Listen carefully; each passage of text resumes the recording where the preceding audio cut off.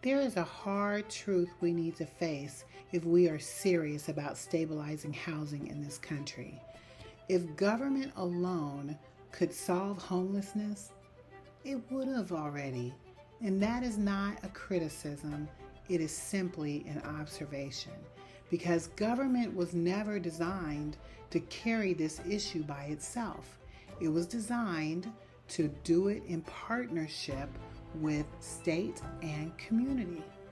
So clearly something has shifted, right? Welcome to Live for Free, where we transform lives through real estate. And this is the fourth part of our 6-part series on what we must do to prevent a housing collapse.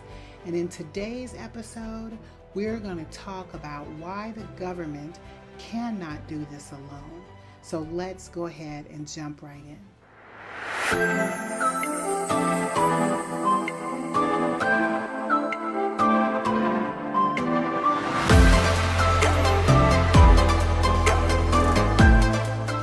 Housing stability does not fail because of a lack of regulation.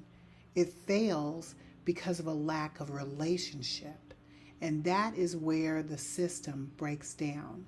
You got the government that is good at creating rules, it's very good at distributing funds, and it's good at measuring compliance.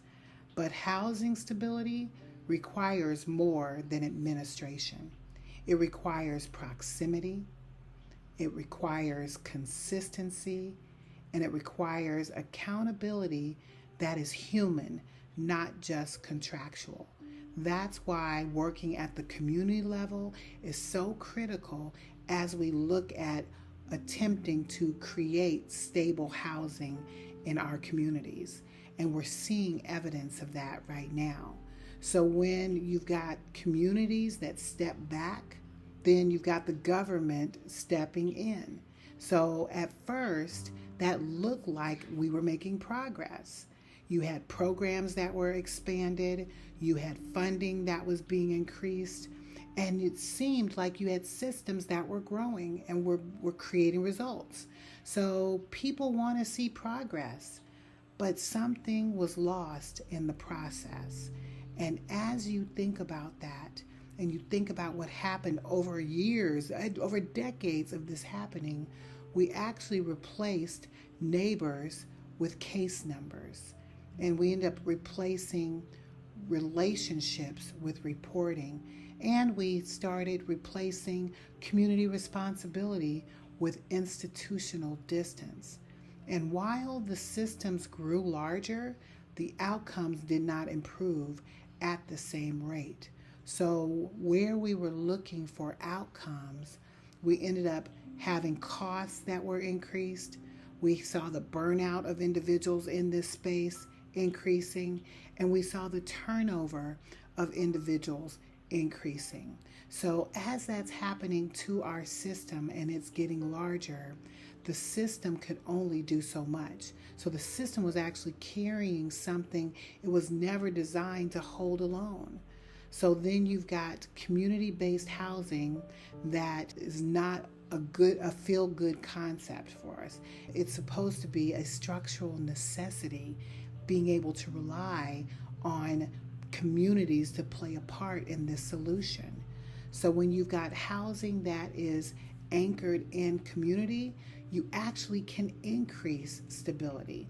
And as I even think about some of the churches that are building housing to impact their communities, you can actually see that they're creating some stability for those churches who do step up, or those communities who do step up.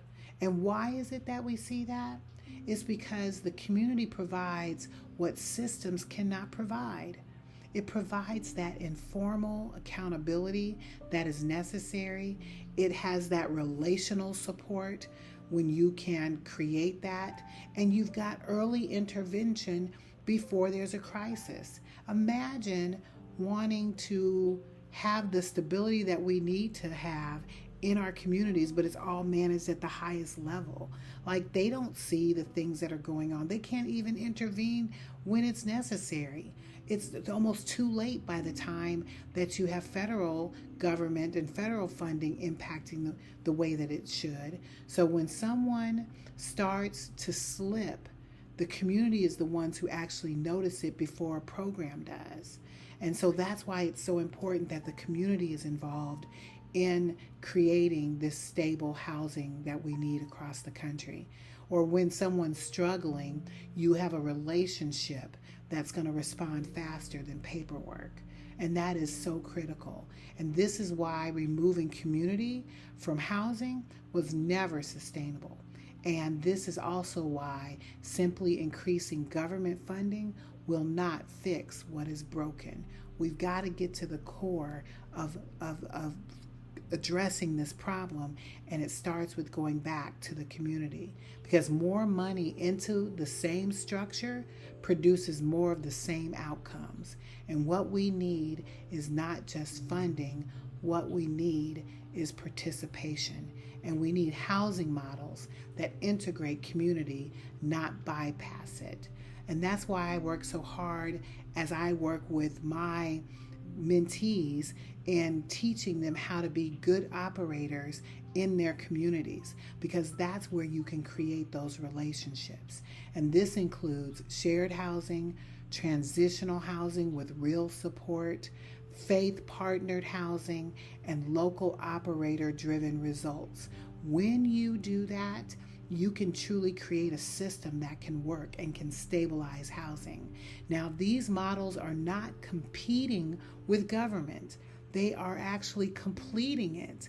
And that's what I think is so beautiful. And I'll add another layer, that as you work with those programs, you are creating the support that's necessary at the agency level. So the agencies can do more of the work toward just making sure that the outcomes are documented, while you've got those providers working closely with them to make sure that those deliverables are happening. So when you do it like that, government can regulate and government can fund, but then you've got the community that works to stabilize. And this is where compassionate investors come in. Not investors who are chasing yield alone. And you guys hear me, I talk about that all the time. I love being a real estate investor, truly I do. But when you focus solely on what results you get financially from that, you're doing a disservice to what we're trying to create. We want investors who understand that stability creates the long-term value that we're creating, not just that yield alone. And this is where local leaders come in. You've got leaders who want to step in, and we don't want just leaders who are waiting for permission. We want leaders who want to step in and play a part in making this a possibility. And it's going to require you. It's going to require you at every level to engage. And leaders who want to work alongside the system instead of underneath it. That's the biggest thing that we want to do. We don't want to just build a system that is working separately. We want to work alongside others so that we can make this work. And this is where faith institutions come in. So not as charity providers, but as anchors. When you can anchor our churches into the solution, we can really create some results. So when communities re-enter into the equation, the burden on our government decreases. And that's what we want to see. We want to be able to see that dependency to be reduced, and we can share that across our communities and across our state levels, because costs stabilize when you do that. You'll have outcomes that will improve, and you'll have people who are going to stay housed longer. This is not theory. This is how housing worked before it became over-centralized. The question is not whether communities should return. The question is whether we will allow it to. Because I truly believe that rebuilding our community participation requires humility from our systems and courage from our leaders and people who are willing to work together. It also requires letting go of total control in exchange for shared responsibility. And I'm excited for the possibility of that happening because shared responsibility is the only way forward.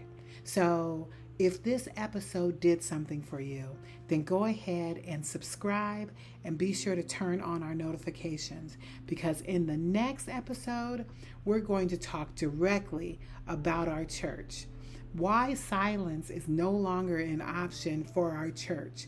That's what I want to talk about because our faith-based engagement is critical to us getting to the next step. So go ahead and stay with me because this is where leadership becomes personal. And I'll see you in the next episode.